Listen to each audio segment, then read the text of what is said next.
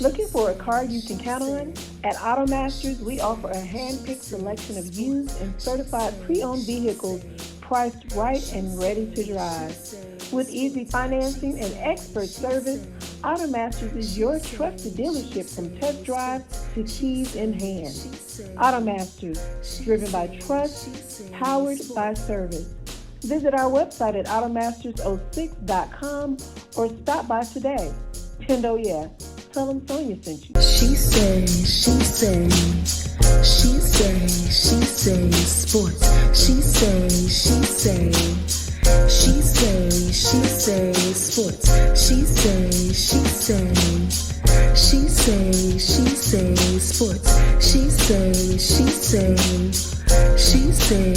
say sports. Hey y'all, it's your girl Sonia, and welcome back to She Say Sports. Please welcome licensed psychotherapist and certified sports social worker Natasha Carter. Hi Natasha, how are you today? Great. How about you? I am doing well. Thank you so much for joining me. Thank you so much. Thank you for having So, me. absolutely. So, Natasha, when I saw that you were a certified sports social worker, that intrigued me because I really haven't heard of that. Can you explain what a certified sports social worker does and how it differs from roles in sports medicine or psychology? Sure. So sports social work has definitely been around for a while. I think that people are just now starting to really hear about it out Right, and about, and then really taking the time to try to figure out, okay, this sounds interesting. What is it? Especially because I think people in the sports world are just really used to hearing sports psychologists when it right. comes to anything mental health with athletes. But sports social work has been around for several years. Um, and the difference between, someone saying they're a sports social worker and a certified sports social worker is that they have went through the certification training that basically has classes and courses and curriculum that is tailored to athletes' mental health needs. So Gotcha.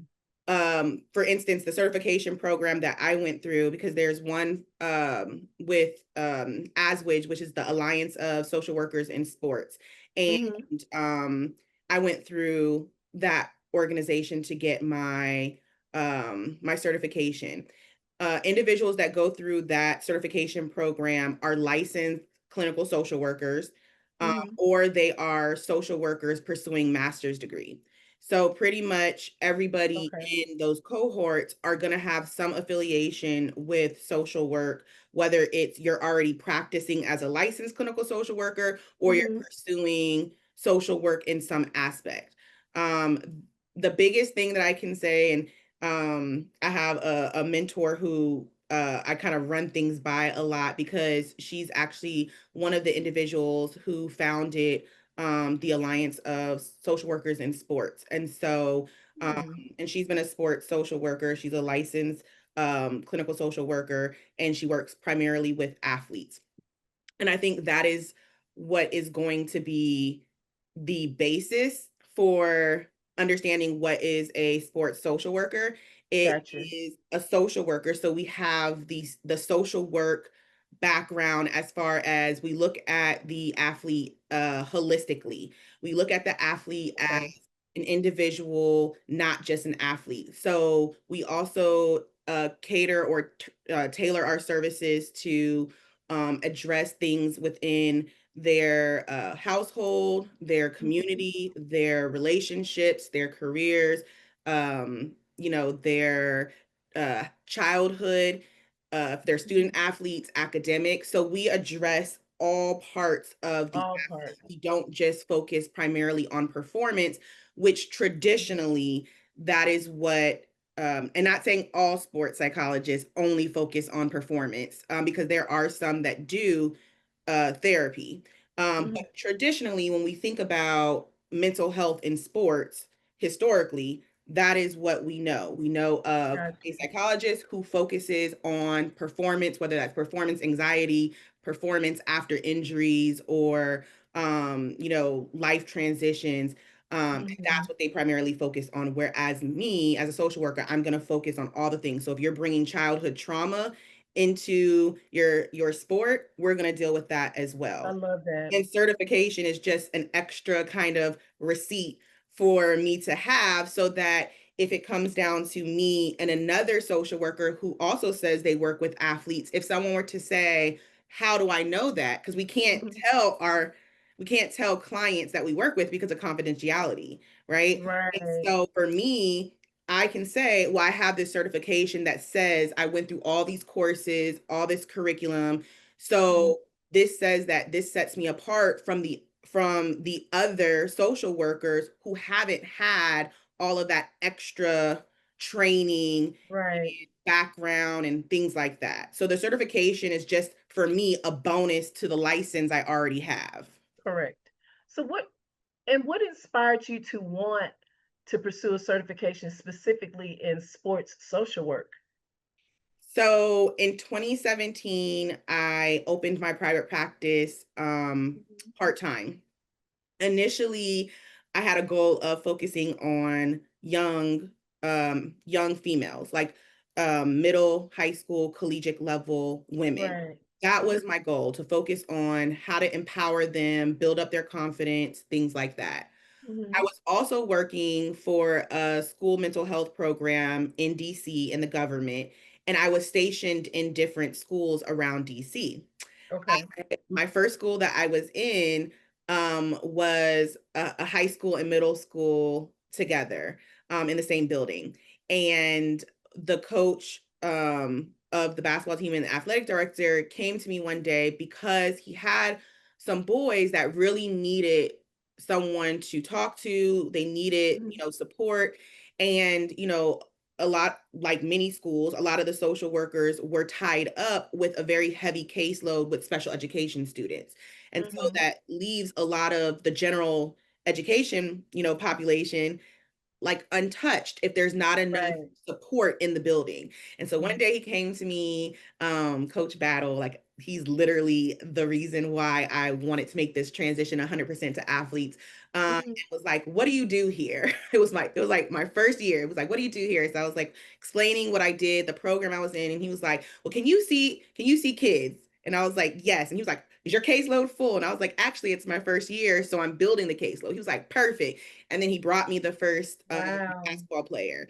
And then ever since then, while I was at that school, he was pretty much we worked as a collaborative team. Like he Mhm. would talk to me about some of the players, whether it was basketball, football, girls, boys.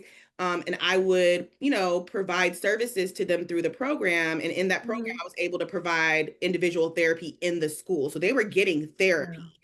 Wow. And then there were times where he was like, I need you to come to the games. Like, I need you to come to the games because if this player over here does these things again, I need you to take him off the court, get him together before I say he can be back in the game.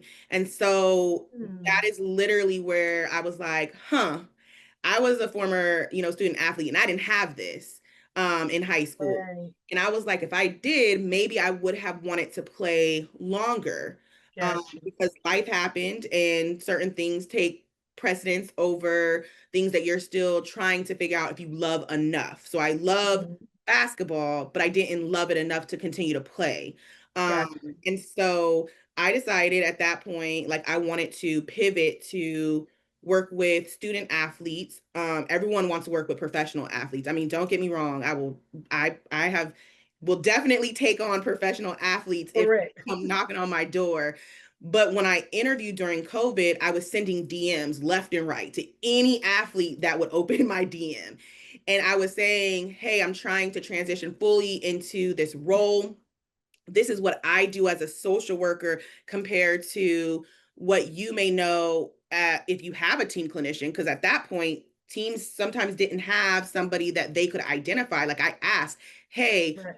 who on your team, or do you even know a professional that is on your team that you can go to for mental health? A lot of the athletes that responded were younger athletes, and they couldn't tell me who the mental health person Mhm. was affiliated with their professional organization. And not Gotcha. only that, they couldn't tell me what the difference was between these different mental health providers. You have counselors like LPCs, you have clinical social workers, you have case managers, you have psychiatrists, psychologists, and they could not tell me what the difference was. And so I Right. was asking them, if I were to educate athletes, in your opinion, as a professional athlete, where should they be touched first?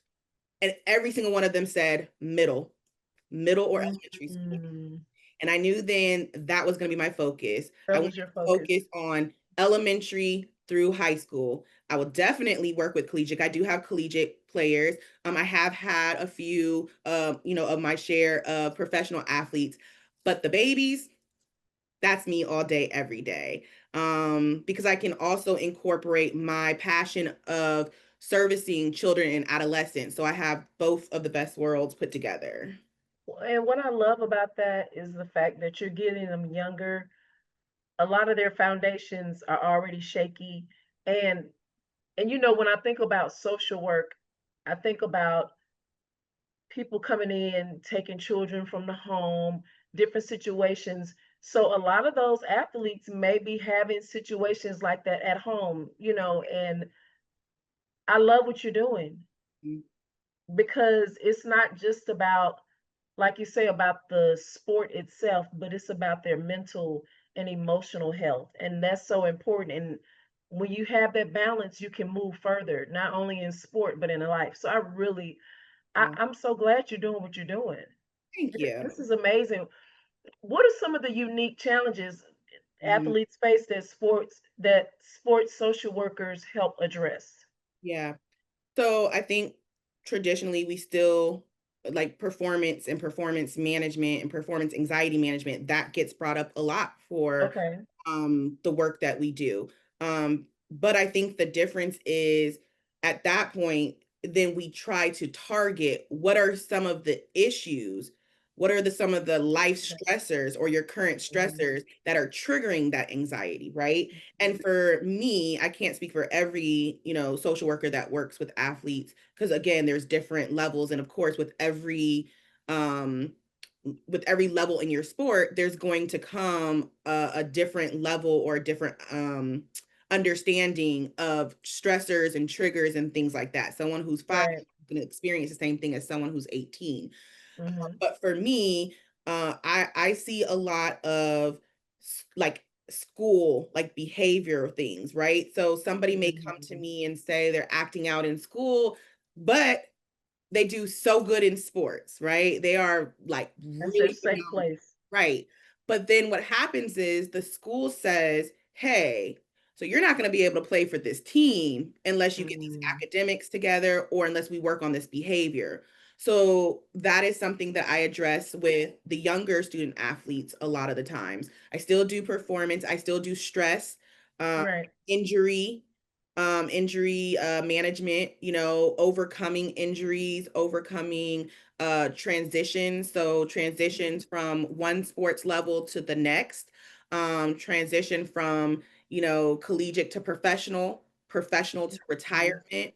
I have spoken with an athlete in retirement and they did not know what to do at all because that sport was their life pretty much Yeah. time they were a kid all the way up until retirement. And so that is a big kind of blow for someone Mhm. who has made their life revolve around a And sport. that's their identity. That is their identity, which is another thing that we also address, Mhm. right? Is identity. How to find your identity outside of your sport.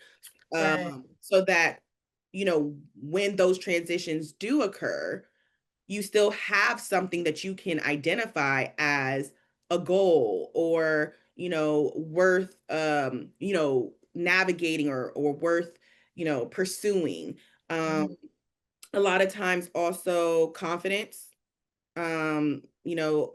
with my female athletes, there's a lot of confidence building that we work on, Mhm.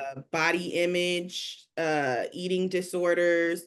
Um, Wow. a lot of times for professional athletes, substance abuse, addiction, like gambling. Gambling is big with athletes. Sometimes they don't even realize that it's become an addiction because they're in places where it's so easy to kind of have access to these things, not only in your spare time, but when you're partying. And they don't necessarily realize how that kind of escalates. And then financial issues is one of the things that I see a lot with collegiate or young professional athletes. Mhm. That's interesting that about the gambling portion because that's another form of competitiveness, and they compete. That's what they do. So it's just like they can't stop. It's why you don't think about that type of stuff. Right. And also the point that you made about I can understand the transition from college to professional to retirement, but I never really thought about like middle school to high school because that's still Mhm. a transition for them, Yeah. and it can be scary because Because now. on top of the sports, sorry to cut you off. On Mhm. top of the sports transition, you're also transitioning from middle to high school. So you're dealing with how to Correct. balance that transition as well. Mhm. And I think Correct. that sometimes for adults, we forget that things that we experienced at their age at that time was a big deal. Like It's now a we big might be deal, like, girl, you are 16. It's okay. That wasn't going to be your husband. You will find somebody else. That's what we would tell somebody. and But that's not fair. it was Mhm. devastating to us to go through a heartbreak, you Yeah. know? Even if it was 3 weeks, that was my Exactly. love for 3 weeks. Exactly. Exactly. And trying to balance that at that age with still coming to practices, still coming to games, still Mm. having to have a GPA, still going to classes, still trying to balance household. With a lot of the kids that I dealt with in DC, they were the oldest out of their siblings in a Mm. single family household. So on top of you trying to be the star athlete and having all that pressure on you because you want to get out of the neighborhood and you Right. want to make it, you want to be the first in, your family to go to college or go pro. You're also a caregiver at times because Mhm. if you're the oldest, when your mom or dad is at work or they're coming home from work and you're coming from school, you're also a caregiver. So that's a lot for a kid to have to Right. balance as well. You're right. That's true. Wow. You just don't think about it, but it's really true. Um, I almost called you Doc. Natasha, Not yet. Maybe one I day. get you're on your I need a way. break. I need a break. Can you share a story where your intervention made a significant difference in an athlete's life or career? So for me, one of the things that I think set me apart than the other sports social workers that or colleagues that I know or familiar with or friends with is Mhm. I like to incorporate play and art, like those interventions in my sessions. So Okay. even with adults, I will still try to incorporate art or play therapy Mhm. somewhere in services. Why? Okay. Because it allows someone to let down their guard if they come in with reservations or anxiety or just kind of feeling uneasy because they don't know about therapy, they don't know what this is going to look like, they already have an Mhm. idea based off of TV or movies, right? And then they Right. come in already like, I don't really know how much I'm going to really let her in.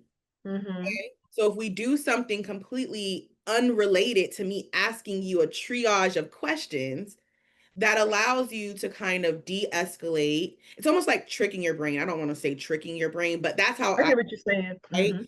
Like Mhm. it allows you to focus on something else a little bit more enjoyable than what you're stressed out about at that time.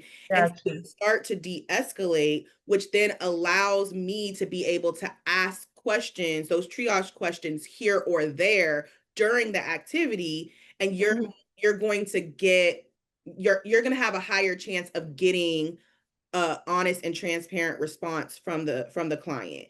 And with males, male athletes specifically, I like to Mhm. do that because it really throws them off, right? I have Right. athletes like, what? Why you just pull out this art set, like this canvas? Like we are not in kindergarten. I've had a collegiate basketball player who was struggling at the time with Mhm. life, I'll say he had a very hard time transitioning from a certain lifestyle in his neighborhood, then Gotcha. and then going to collegiate where he cannot do those things or he loses a scholarship, right? Right. And then Hmm. he also has people who, in when he was back at home, were his support in his mind, right? Not recognizing that they necessarily weren't a healthy support system, but they were his Right. support system. Hmm. He had a hard time leaving that lifestyle behind because he felt like he didn't want to be looked at or portrayed as I'm too good now, or I'm I'm going a sellout, get or paid. I'm Right. better. Right. And so when he would go home for visits during, college holidays or breaks, he would come back and the coach would say, like, he's off, like, he's really off. Like, it takes Mm. him almost like when a kid who is in the middle of a divorce and they go to one parent's house and then they come back to school on Yeah. Monday and the teacher might be like, they're off, and it takes them like a couple days to get back settled because Right. they're out of their routine, right? And so it took him a little minute to kind of get back into his routine because he was having this stress and this anxiety about leaving behind what he felt was the only people that had his back growing up. Survivor's remorse. Exactly. And so during session, I would get, like, in the beginning, I would get a lot of resistance, right? Because it also was like in his neighborhood, he told me, well, I had to stop saying social worker to him, right? I had to Hmm. start saying therapist because it made him feel, and I am a therapist. So it wasn't like I Right. was switching it up. I am a Right. Right. therapist, right? And so I had to start using that language to get him to feel more comfortable trusting me in session, because all he knew about social work was child protective services. You come Mm. in, you do wellness checks, and then you're taking Gotcha. kids, you're coming to the school because they have absences, you're throwing, he only recognized the word or the title as something negative. And so now Right. coach wants him to come to me, but yet I'm getting resistance because that's how he sees me as. And so for a few sessions, I had to I had to be person centered, and I had to meet the client where they were at. Hmm. You're not ready, but you're still showing up. To me, that's progress. You don't That's progress.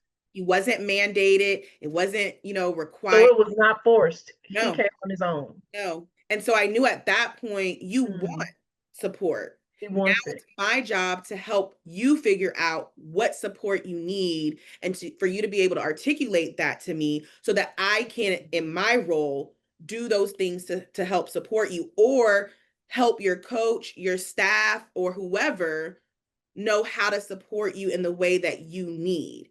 And so a lot of those first sessions, we were playing Uno because I was asking these triage questions about childhood, trauma, Hmm. abuse, and he was like shutting it down. Like, but he wasn't leaving. He wasn't walking out. He wasn't So he wanted the help.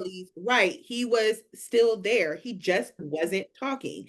And so I was like, cool. Because to me, this is your hour. How you Mhm. use it is It's up to you. it's up to you. This is your journey. This is your process. And so, as I said, we did Uno a few sessions, and then I think it was if I remember correctly, it was like the third session. And he was like, "Why do you always keep pulling out Uno?" And I was like, "Because it's the only time that you talk to me about anything else other than sports." Every Mm. other time. And so he was like, "No, I don't. No, I don't." And I was like, "Yes, you do." And I started recalling some of these things. No, remember you told me about the situation with your mom, and remember your little sister. And I started naming things. And he hadn't even recognized that he And let he had his got guard down. comfortable. So I was Mhm. able to get those questions that I needed answered for his diagnostic assessment through play, right? And so also, if I pulled out art one time, he was, like, why are we doing this? I'm not in pre-K. I don't need a color. But yet at the end of session, he was like, oh, I'm not done. Can we have more time? So I find that giving them other alternative, which is part of my practice name, like other alternative ways to be able to find that coping strategy or find a way to articulate your needs or your wants. Being able to do that if you can't or you don't have the capacity to say it. Like, I love you that. can find other ways to tell me through other coping strategies other than your traditional talk therapy. Yeah. Before we move on, really quickly, how is he doing now? Do you know if he's doing well or He is. So last year was his senior year. He wanted to okay? go pro. He didn't. He didn't. But he is coaching, I believe. That's awesome. I can't remember if it's AAU or high school. I can't remember, but he is coaching. Okay. And that was one of the things that we're trying to, or I was trying to help guide him to figure out how he can still be involved in sports if he wasn't going to be able to go professional. Like, you don't have to pass up on your love of the game just because You you don't don't make make it it to a certain level. You can touch lives. You can do, be mentors. You can mhm. be a coach. You can be, hell, you could be an owner of a team if you wanted That's to. right. You can be in your sport and not be a player. And I feel like an athlete is always an athlete no matter what. It doesn't Yep. matter if you retire, get injured, you're It's still. in them, period. That makes me so happy. Mm, That's a good story. And speaking of coaches, how do you work alongside coaches, trainers, and other sport professionals to support athletes? yeah. So I'll be honest with you. I definitely go to a lot of tournaments, go to a lot of AAUs. I send, information to coaches via Mhm. email. I've sent it by mail to the athletic departments. Um, for me, it isn't as easy, Mhm. or it hasn't been as easy to, I'll say, get buy-in from a lot of the coaches in this area. For me personally. Gotcha. Mhm. I'll meet them, I'll tell them what I do, and then I'll get, oh my God, that's great. Like, we need someone like you. Yes, like, yes, my, Mhm. my players need this. Like, there's nobody that really I know about in this area. Call me, let's set up something. And then I follow up, nothing. I follow up Nothing. again, nothing. I've offered free services, Sonia. I have literally written and emailed coaches and said, in the summer, I will come and do workshops with your team as long as they are an Wow. athletic team. As long as they're an athletic team, I will come and do workshops for free to be able to educate and advocate about mental health. Because at the end of the day, if the coaches aren't going to buy in about prioritizing mental health, how am I supposed to believe that they are going to encourage their players to prioritize mental health? That's true. And so what I've tried to do and what I am successful at to some extent, I'm still trying to figure out how to navigate into that part of the Right. the field, is working with coaches one-on-one to help them understand, number one, the difference between mental health and mental illness, so that when you use the terminology with your players, you're using the correct terminology so that when they come to you, they're not, so that we can, try to overcome that stereotype that's still there, or that stigma. Especially in Black communities. Correct. Correct. And so sometimes coaches can't even tell me the difference between mental health and mental illness. Mhm. And so just normalizing the fact that we all have mental health. It is our overall Correct. well-being, how we feel, how we interact, how we respond. And so working on that, right? Like normalizing that and how Mhm. to prioritize that, letting them know the benefits of prioritizing that. And I always, try to let coaches know that your player, if they have the ability to control their emotions or to manage their emotions, manage their stress on and off the court or the field or the mat or whatever, your player is going to be more of a well-rounded player than your opponent. That's Because right. if they don't know how to manage their emotions, when they get on that court and they start, fighting or cursing or going back and forth with the Mhm. ref, and your player is keeping it cool, guess what? Your player is not a liability to the organization. That player is. And And it makes a coaches and difference. owners, they don't like to lose money. That's right.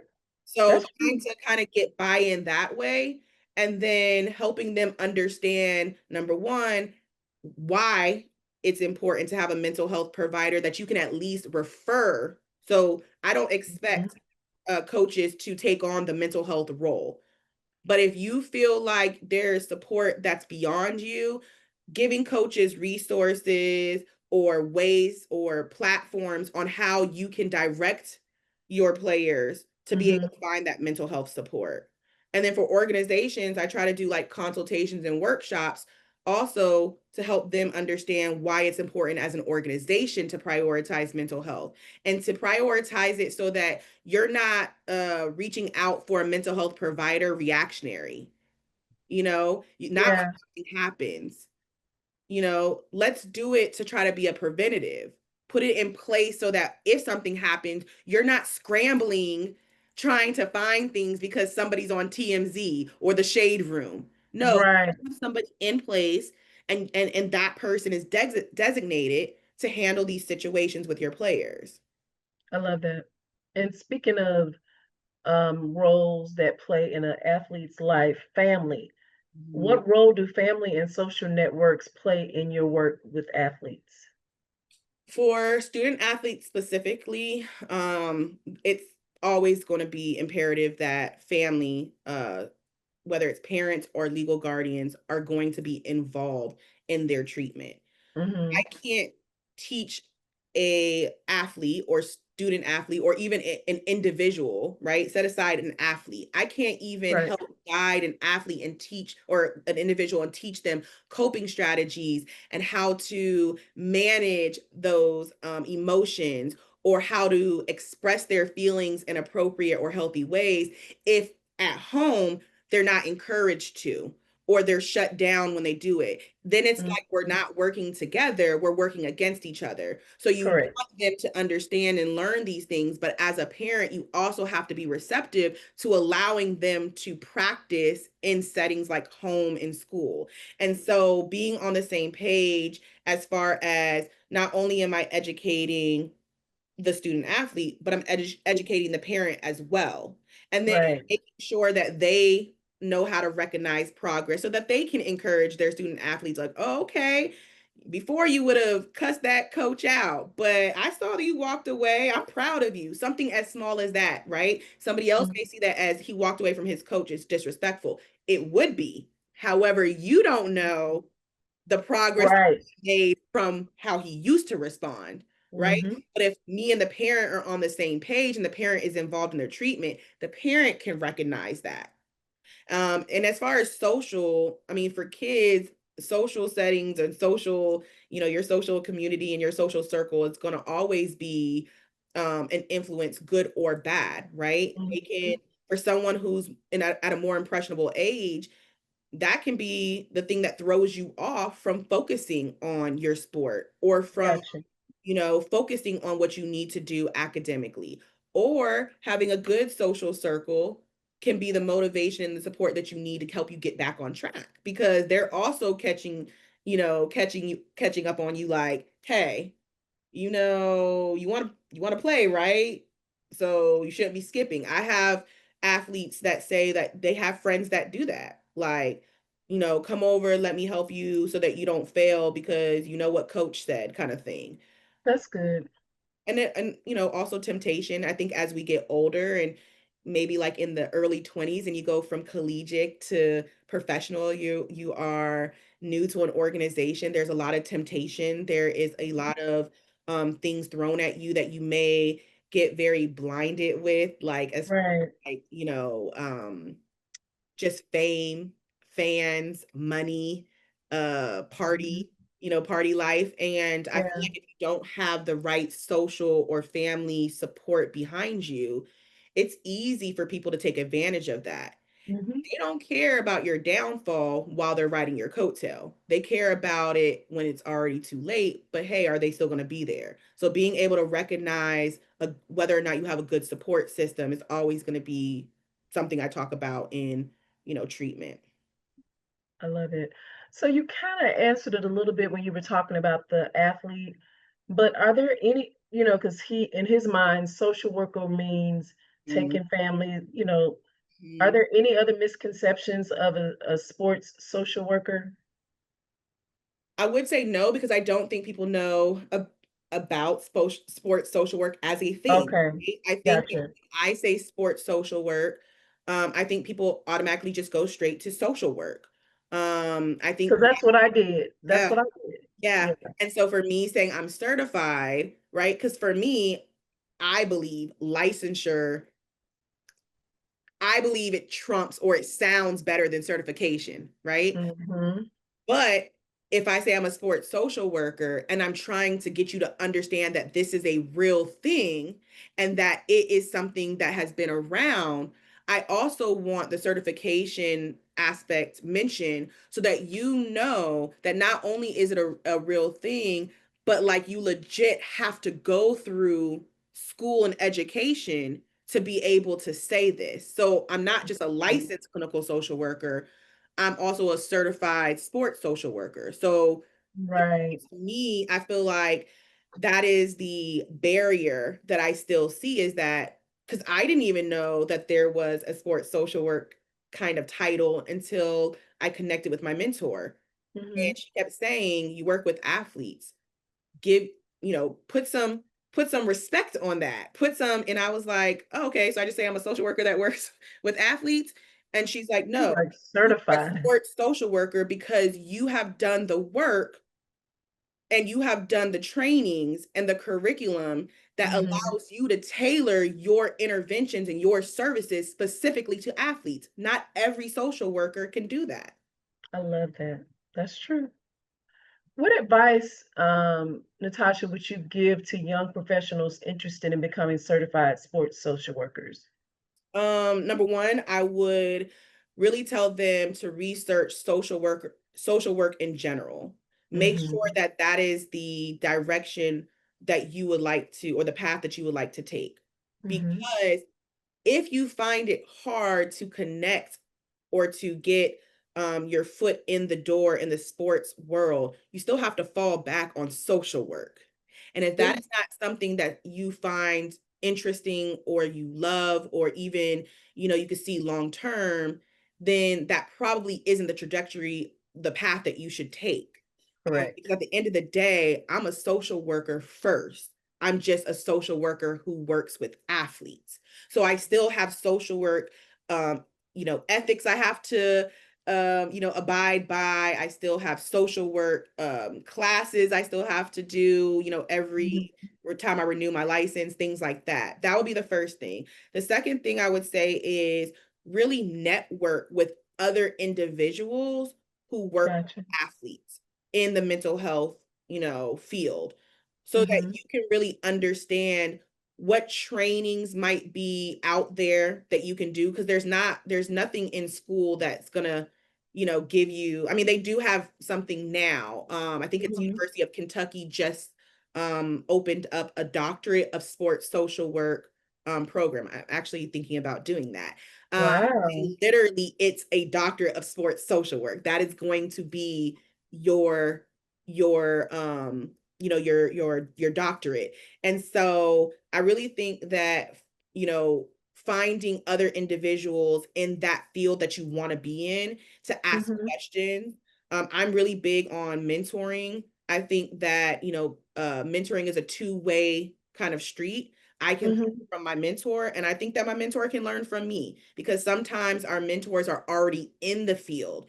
And Right. so coming in, sometimes you bring something fresh or new. Mhm. And if you have a really good mentor, that's not, opposed to hearing a different way of doing something, it can really Mhm. be beneficial for both people.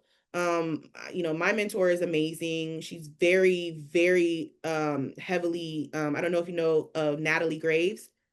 Mhm. So that's I've heard of her. Yes. and she has definitely been someone I've learned from. And then she's also told me that, which I was like very humbled, like you're saying that and that's how I realized, oh, mentorship is definitely a Correct. two-way street, Mhm. and it should be a two-way street. We should be learning from Right. each other because we should always be progressing. We should always be growing. Nobody should be stagnant in their field. Things are Right. changing every day with sports. Things are changing Mhm. every day with mental health.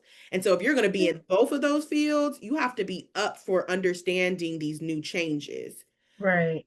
And I would That's say one of the organizations that would be really good for people would be ASWIS, which is the Alliance of Social Workers in Sports.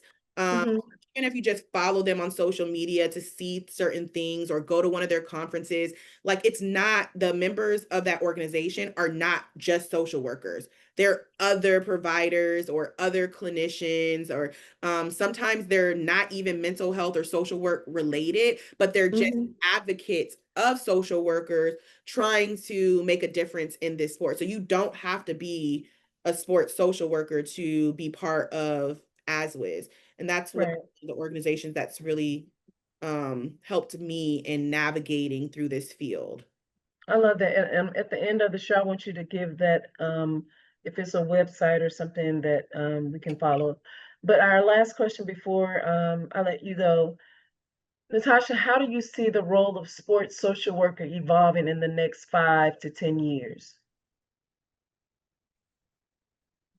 Ideally, ideally, I would love every sports organization, every team in those organizations to have a sports social worker on the roster. And not just a sports social worker. I think we need a collaborative, right? And so Yeah. we need a sports psychiatrist. Hmm. And we also need, if there's another mental health provider, whether it's a LPC, whether it's a counselor that, works with athletes, whether it's a psychologist, a sports psychologist, I feel like sports social workers should be on that team. They should Yeah. be here because we have um a lot to contribute when it comes to really understanding the challenges and barriers that athletes face outside of your typical sports related things. And Hmm. also, being able to, I would love if every, personally, I'm trying to network with as many agents as possible, because Yeah. what I personally would love to see happen, and shop, if any agents want to reach out to me, I'm down.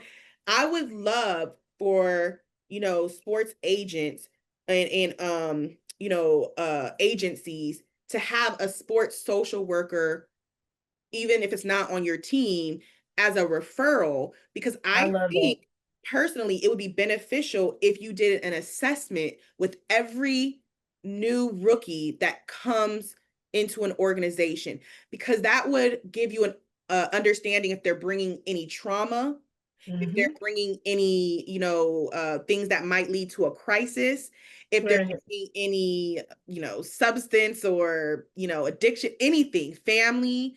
I think that would give you a better way to support those athletes. And if I was a mom that had a child that was getting recruited, or that, and that agent came to me and said, hey, not only do we have access to, doctors, but we have access to financial counselors.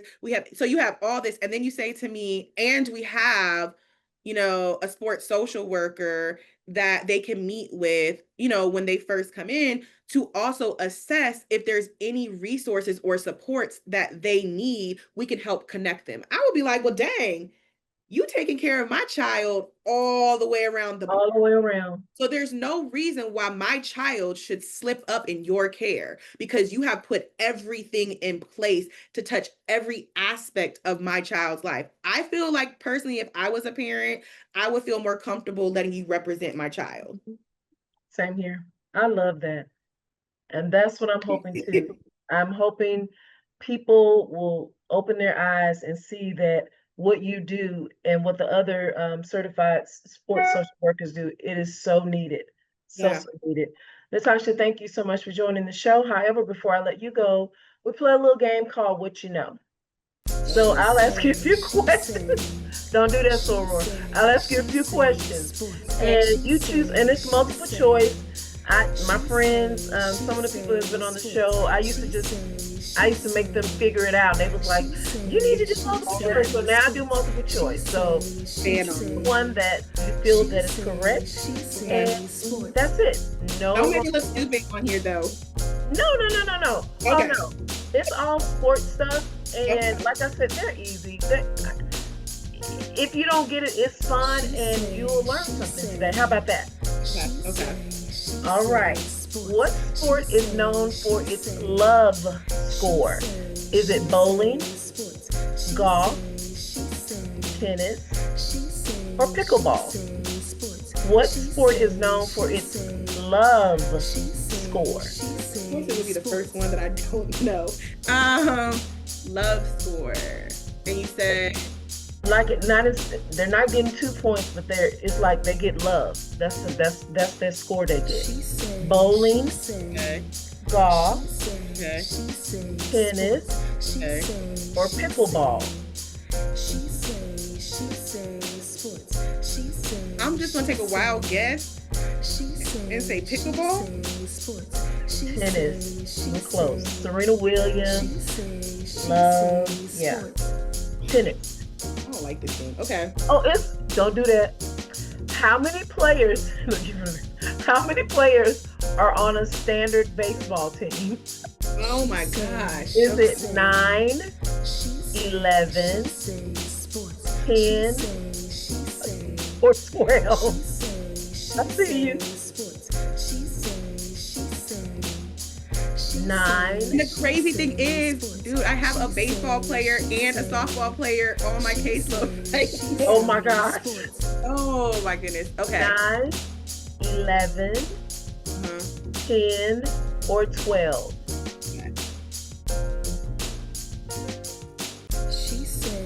I'm just gonna guess and say 9. Correct. They'd be so proud of me. Right. In soccer, what body part can't touch the ball? Hands. Hand? Okay.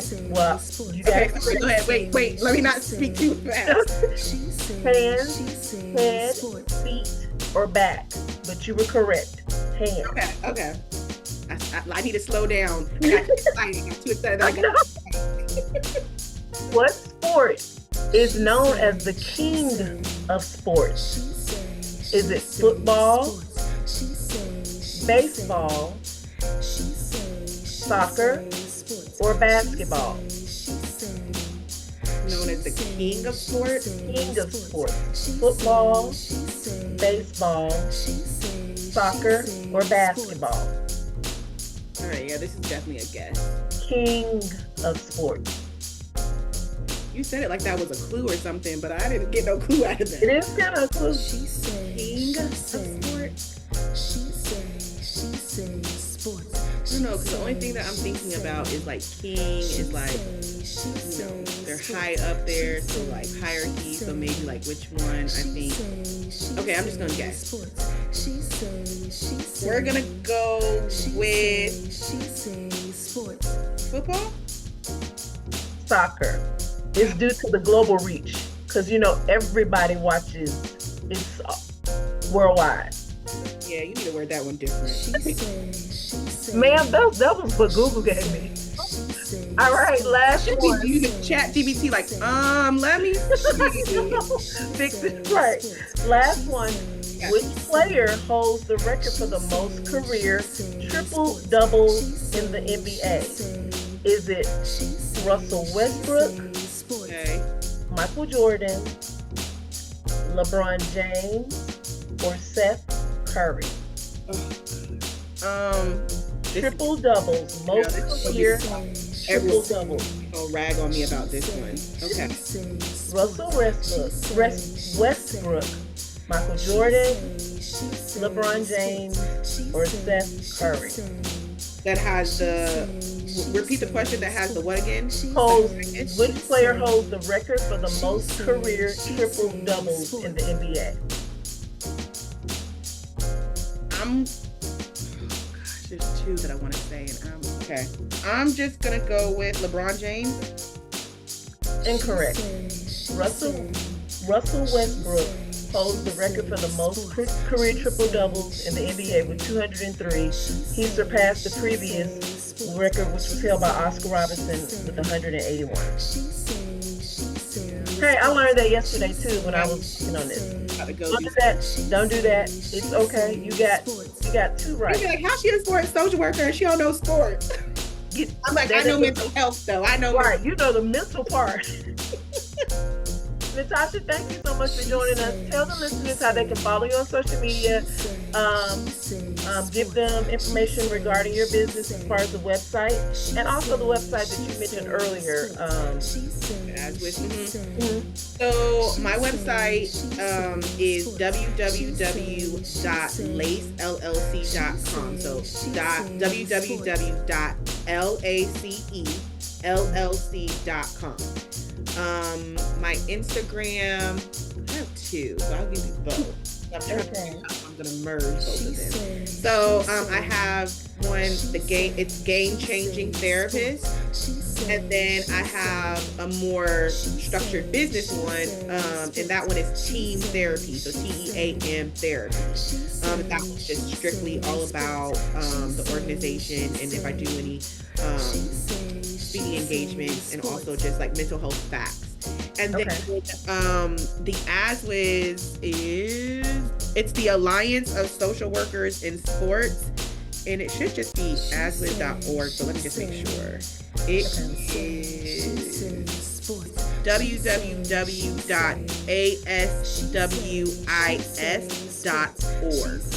That works. You could just Google, and it's you could Google ASWIS, or you can Google Alliance of Social Workers in Sports. And then also that website will also tell you about their certification program. The University of Michigan, I think, also has a certification in sports social work. So Tulane University also has one. So there are a few other organizations that have a certification that you can get in sports social work. But I'm just part of that organization, and I love them. So absolutely. And guys, you can follow me at She Say Sports on Facebook, She Say Sports 23 on Instagram, and please subscribe to our YouTube page, She Say Sports. Well, that's my show for today. Until next time, this is Sonia with She Say Sports.